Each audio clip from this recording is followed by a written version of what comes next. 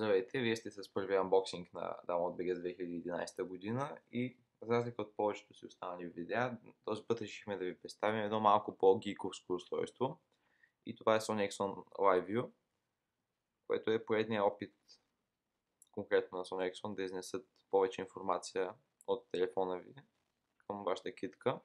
Както може би си спомняхте, преди няколко години те предлагаха по-стандартни часовници с монохромни дисплеи, които се свързаха чрез Bluetooth към какъвто и да е Sony Ericsson телефон и предлагаха да видите пропуснати повиквания, SMS и така нататък, но нямаш никаква възможност за интеракция с устройството, докато Sony Ericsson LiveView, освен че може да работи с всякакви Android устройства, използващи версия 2.0 Clear Plus, също така предлага значително ниво на интеракция с устройството.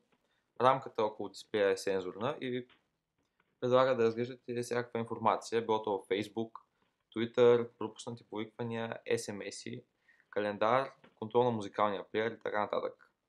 Още е по-добре, че платформата е с отворен код, което означава, че всеки, който иска, може да напише плагин за своето приложение или пък да разработи отделен плагин, който да публикува в Android Market, за да може вие да го използвате с помощта на вашето LiveView.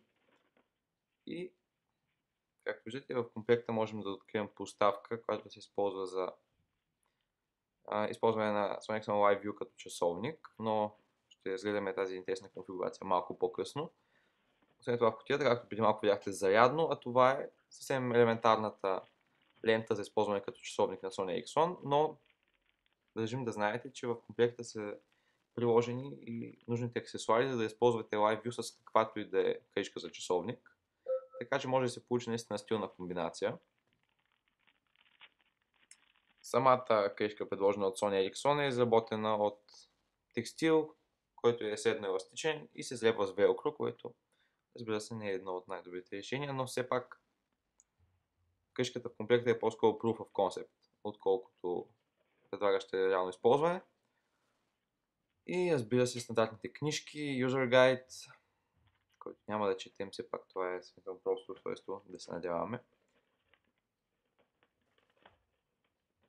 И в сравнително сложната кутия на Sony Ericsson остана само самото устройство. Нищо друго. Устройството е съвсем леко и наистина малко. Може би единствено дебелината му е малко по-голяма от тази на стандартен часовник.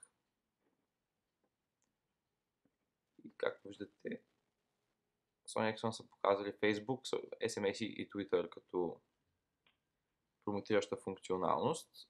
Отгоре разполагате с два малки бутона. Един от тях се използва за включване и изключване, както и за Sleep Wake, за да все пак да може да видите часа, който между другото не се показва през цялото време на дисплея. А другия бутон се използва за избиране, когато навигирате в менюто.